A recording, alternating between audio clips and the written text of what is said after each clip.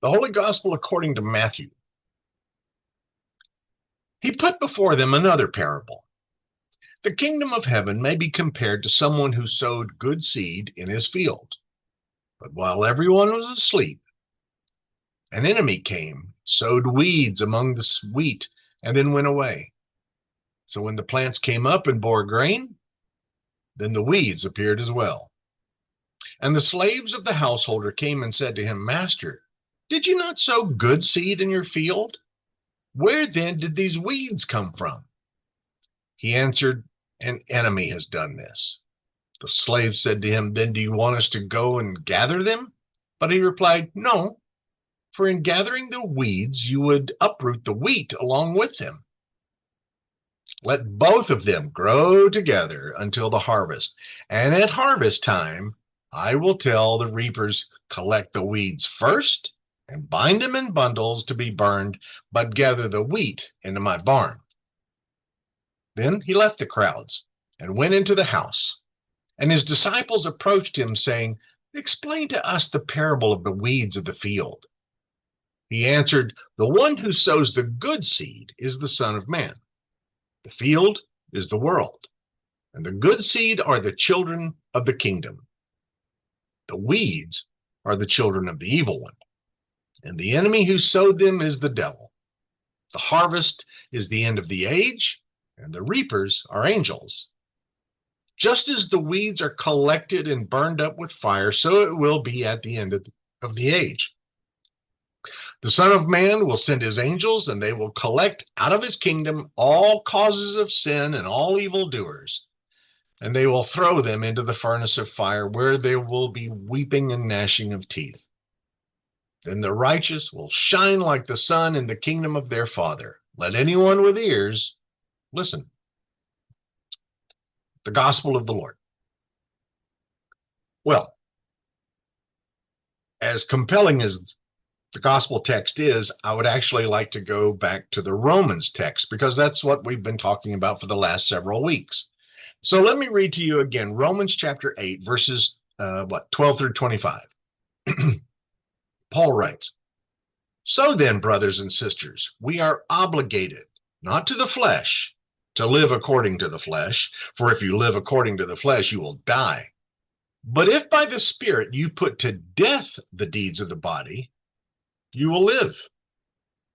For all who are led by the Spirit of God are children of God. For you did not receive a spirit of slavery to fall back into fear, but you received a spirit of adoption, when we cry, Abba, Father. It is that very Spirit bearing witness with our spirit that we are children of God. And if children, then heirs, heirs of God and joint heirs with Christ, if we in fact suffer with him, so that we may also be glorified with him.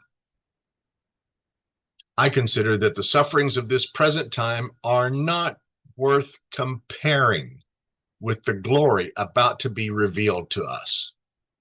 For the creation waits with eager longing for the revealing of the children of God. For the creation was subject to futility, not of its own will, but by the will of the one who subjected it, in hope that the creation itself will be set free from its enslavement to decay and will obtain the freedom of the glory of the children of God. We know that the whole creation has been groaning together as it suffers together the pains of labor. And not only the creation, but we ourselves, who have been the first fruits of the Spirit. We groan inwardly while we wait for adoption, the redemption of our bodies. For in hope we were saved. Now, hope that is seen is not hope. For who hopes for what one has already seen? But if we hope for what we do not see, we wait for it with patience. Well, this presents to us Paul's spirit-shaped ethic, not to the flesh, not according to the flesh. He talks about the adoption and the inheritance of believers, and a kind of a cosmic horizon in which creation itself is caught up in the freedom and glory of the children of God. It binds together sonship, present suffering, I should say childhood, siblinghood, with present suffering and hope-filled anticipation for the redemption of our bodies as the ground for God's saving work.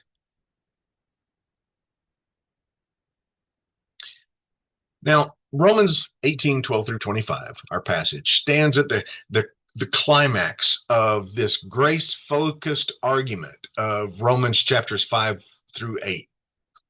And it's immediately before Paul's anguished reflection on Israel in Romans chapters 9 through 11. In the first 11 verses, Paul had expounded to us, and we talked about this last Sunday, Paul had expounded what life in the Spirit was like. It was antithesis to life in the flesh.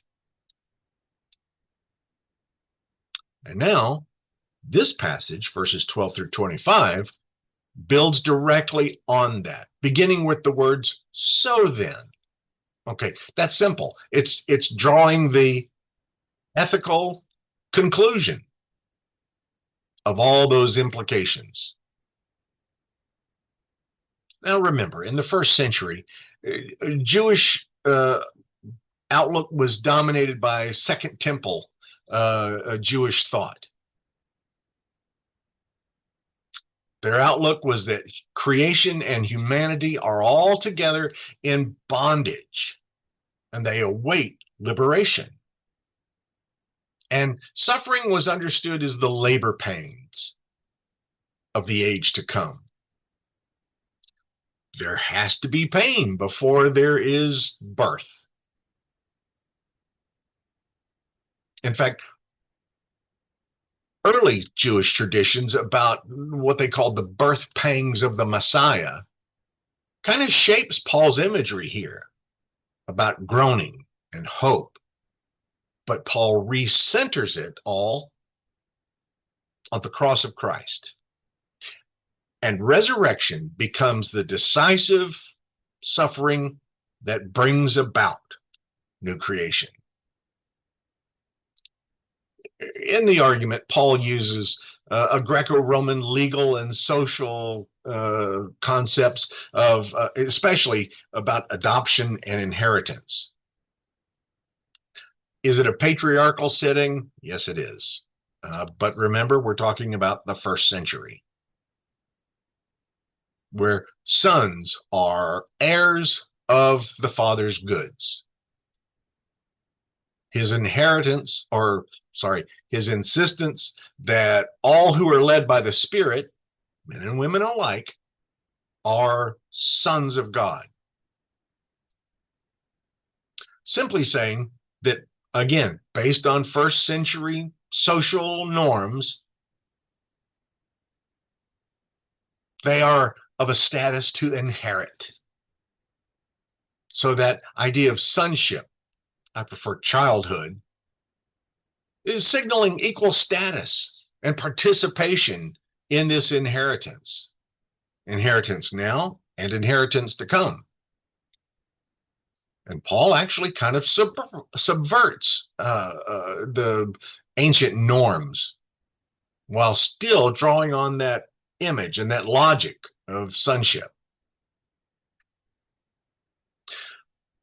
Verses 12 and 13, our first two verses, it concludes the contrast between flesh and spirit that had run all the way through the first 11 verses that we talked about last week. And it grounds ethics in the spirit indwelt in existence.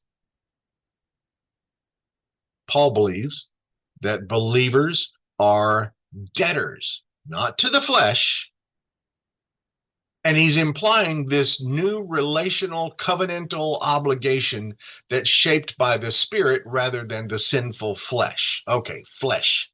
Now, eh, so many times we've interpreted flesh to mean body. That's not what Paul's talking about. He uses two distinct Greek words. When he's talking about flesh, it's a Greek word, sarx. And it's not to be identified with the body, which is soma. The former, sarx, is talking about the power structure of sin and alienation from God. While soma, the body, is the concrete creaturely existence that God intends to redeem. Paul's call to put to death the deeds of the body is not an invitation to denial of the body, but he's talking about a spirit-enabled denial, rejection of practices that belong to this age's sinful regime.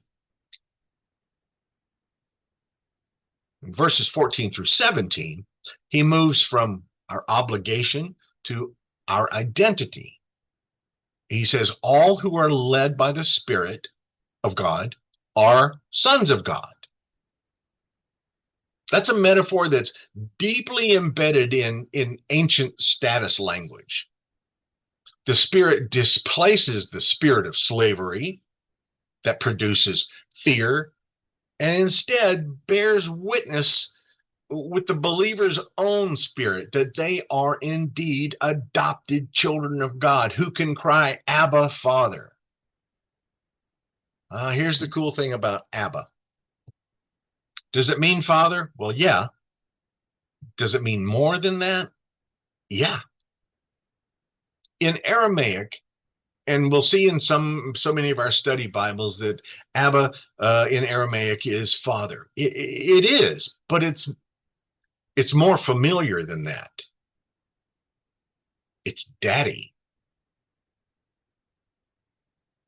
We, as adopted children, can now call God daddy or mommy.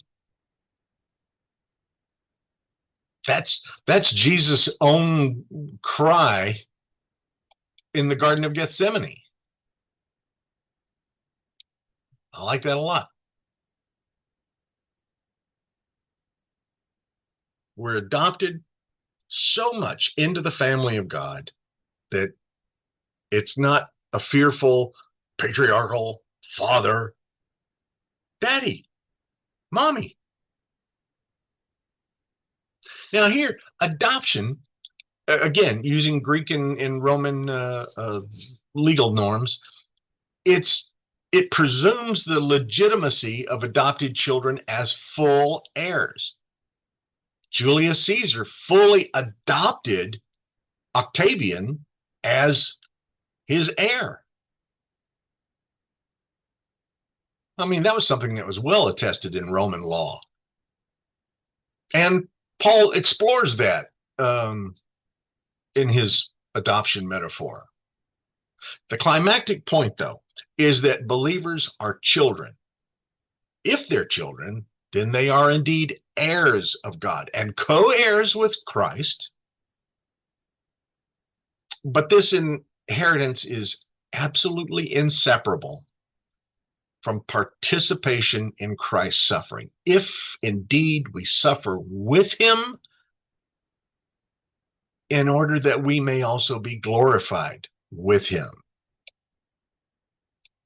We can spend a lot of time talking about what glory and glorification is. It doesn't mean, it's not that. When Paul's talking about the glory of God, he is talking about when all of creation has been gathered back to God. All of creation. So Paul intertwines this sibling identity and suffering with glory. when all of that culminates in all being back at the family dinner table. Suffering's not a denial of adoption. It's the present mark within the overlap of all the ages. Do we suffer now? Yeah, absolutely. The sonship is the path to sharing Christ's glory, but it runs through suffering the same afflictions in a world that is still groaning under sin and death. Sin being not bad deeds, but isolation from God, isolation from each other. In verses 18 through 25, the concluding portion, verse 18, he's talking about suffering and the incomparable joy. Present sufferings are not worth comparing with the glory that will be revealed in us. Again, not that I become anything superhuman or anything like that, but that the love of God becomes revealed in me, in you. Does suffering still have a weight? Yeah, but it's a reframing again, in which the final glory will decisively outweigh our current problems, afflictions. That was actually mirroring the same apocalyptic evaluations that we found in Jewish traditions. Again, Paul's not running too far afield here. Paul then widens the horizon from the community's situation to the universe, the cosmos. Creation itself eagerly waits for the revealing of the children of God. He portrays that that creation has been subjected to futility, bondage to decay. I mean, even in our laws of thermodynamics, that's one of the principles that, well, the phrase is entropy increases, disorder, decay is inevitable. And that really resonates also with Genesis chapter 3's curse, as well as the Greek or Hellenistic awareness of natural disasters and mortality. Creation isn't romanticized as inherently pure. Like humanity, creation is in need of redemption. It's at odds with God due to the reach of sin, the curse of sin. But creation's future is bound up in the children of God. Creation will be set free from decay and share in the freedom of the glory of the children of God, Paul writes. Meaning that human transformation and cosmic renewal are inseparable in God's design. Remember, behold, I saw a new heaven and a new earth. Renewal is part and parcel of it all. That's why that number, 144,000, in the book of Revelation, when it talks about, those who have been, bought back, redeemed, saved, whatever. I didn't know this until, 20, 30 years ago. I was talking with a friend who was a Jewish number theorist. I don't mean to say, well, yeah. Judaism was not only his religion and his cultural identity, but he was a number theorist using the numbers of the Bible. Not that stuff, the numerology and all the things, not that. But that in Hebrew, especially, the numbers have numerical value. And so they are really brilliantly arrayed to that the numbers go along with it. For example, take the numeric value of father plus the numeric value of mother, and it equals the numeric value of the word child. Fantastic. Anyway, so I was talking to him, and he was talking about all the numbers and all like that, and I was wrapped up in it. And he says, well, it's like, for example, the Garden of Eden is the 144. Wait, what? And I'm like, 144? I said, so 144,000. He goes, oh, it just means it's the boundless privilege and glory of paradise. I said, well, that makes sense for the Revelation passage that's talking about the 144,000. And he looked at me and goes, yeah, I don't know anything about that. I'm like, okay, I understand. You're not a New Testament scholar. But even in the book of Revelation, that idea of renewal, of restoring to Edenic paradise is a big thing. But Paul says we are now groaning together with creation in labor pains, both the anguish and the hopeful expectancy. The present order isn't merely dissolving. No, it is giving birth to new creation. That's why you've heard me say it over and over again. God doesn't promise to make all new things. He promises to make all things new, the way they should have been. And that apocalyptic motif of labor pains underlines that suffering is temporarily limited, and it is ordered toward birth, not annihilation. So in the last 3 verses, Paul concludes with believers themselves are groaning inwardly, even as they possess the first fruits of the Spirit. And this continues Paul's kind of tactic of already and not yet.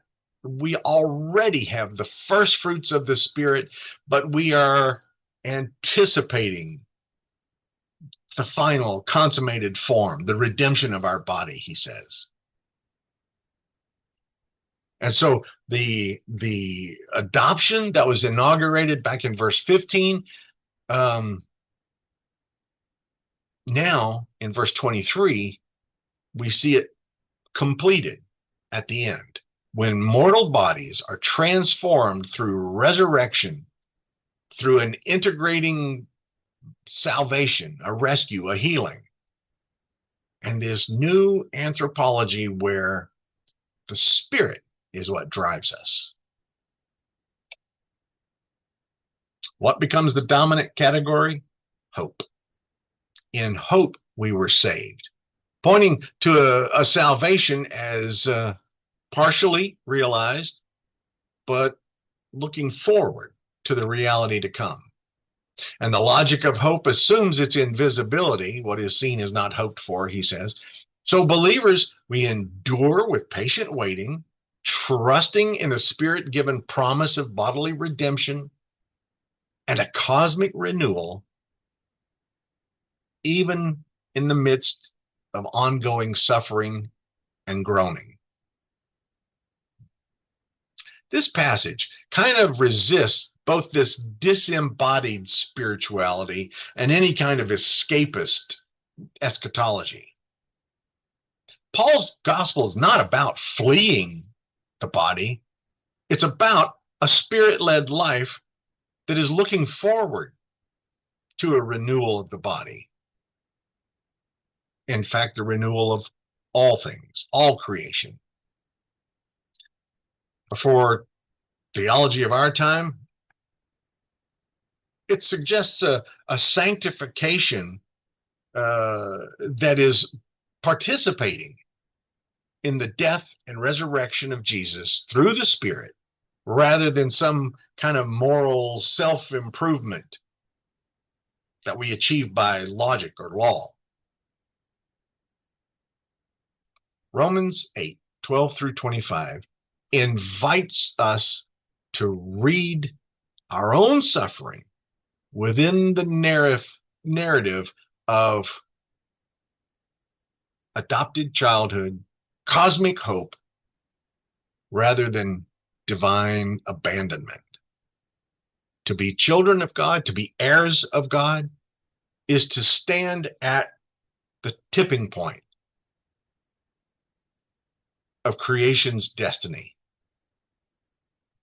so that ethical life in the Spirit, putting to death the deeds of the flesh, sharing in Christ's suffering, caring for the world, caring for the earth, it has great weight for what our destiny is.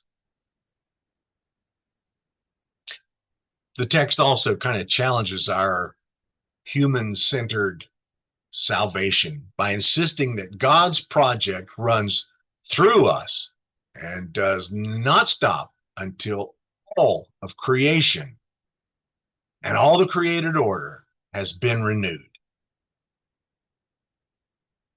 It binds an ecological concern with our identity in Christ and our hope.